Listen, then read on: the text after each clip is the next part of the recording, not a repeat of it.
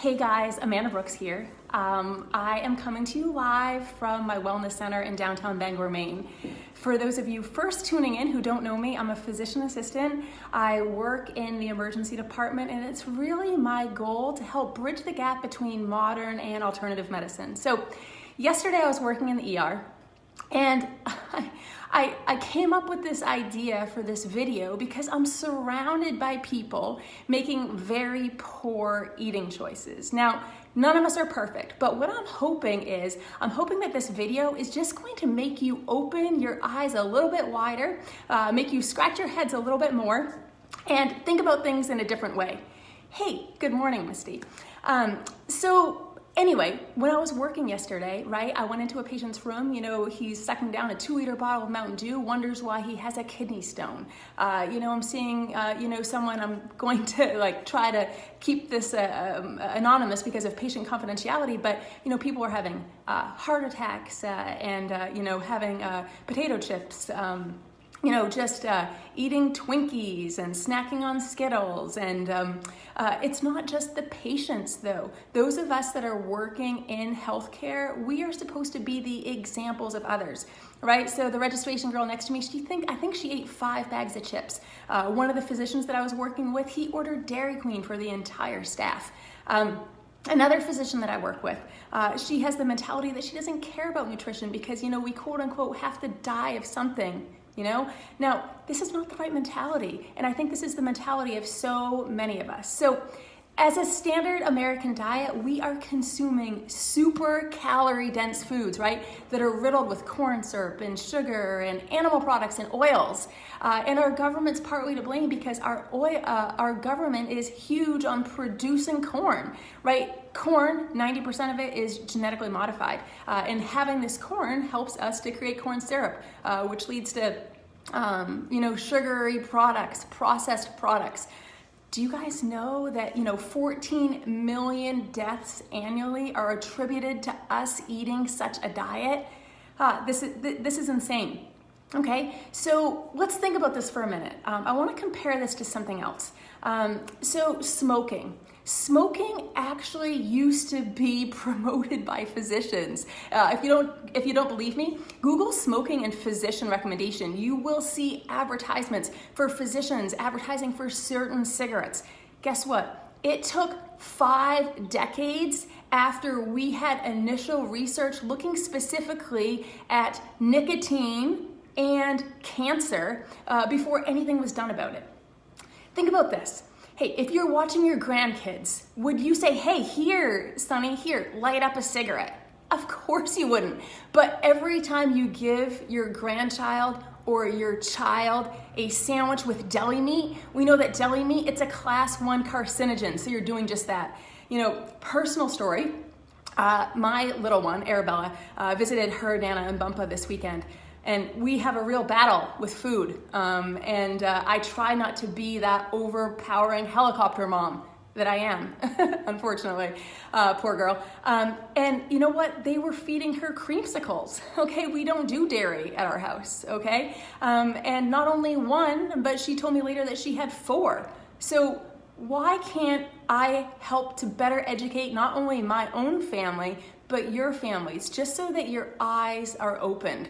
She later told me that they gave her a burger. We don't eat meat, okay? So again, I like to think of making poor food choices, eating processed foods, eating foods high in corn syrup and sugar and oils, kind of like giving your kid a cigarette, for goodness sakes.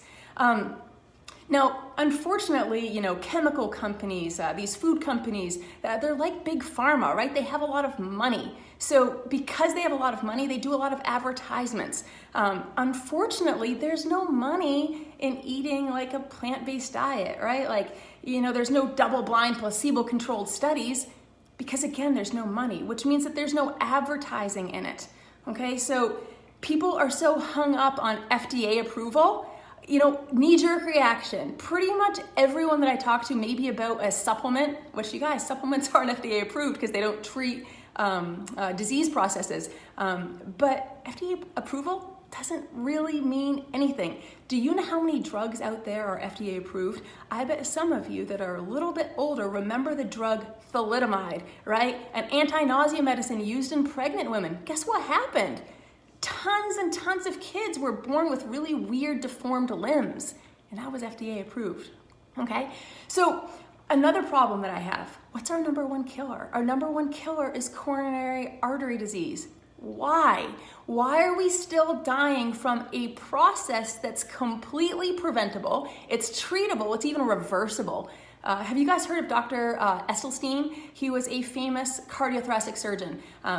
And you know what? He got sick and tired of patients coming to see him putting in stents, bypass grafts, and seeing that same person over and over as soon as the disease progressed more, so that he had to do another intervention. So he no longer works as a cardiothoracic surgeon doing interventions.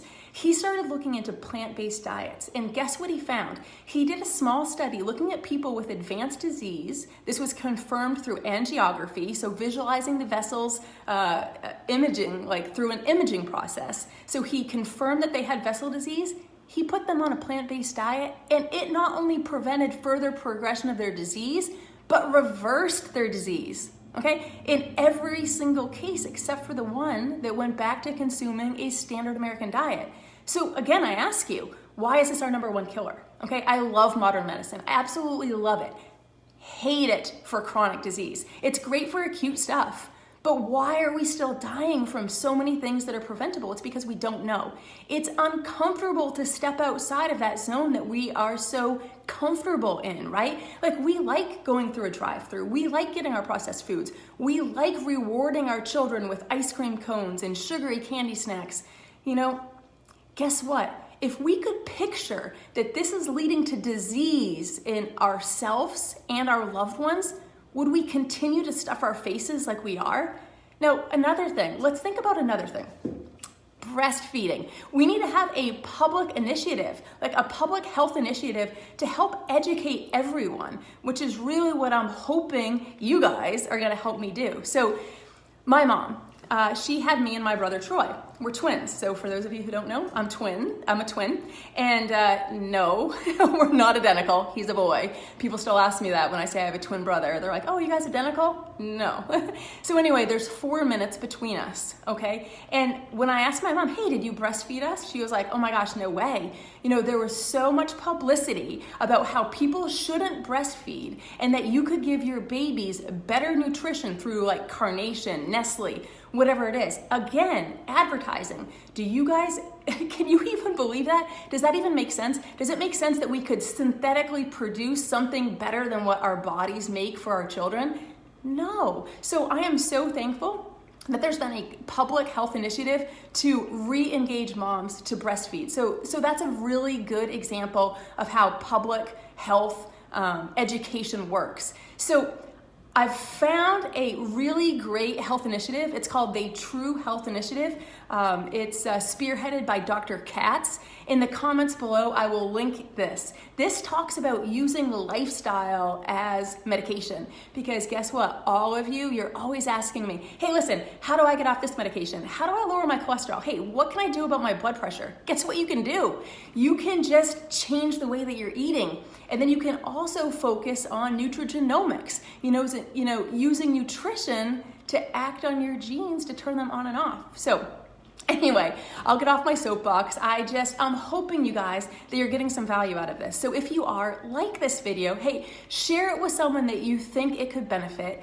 And by all means, have a great day, and we'll chat soon. Bye.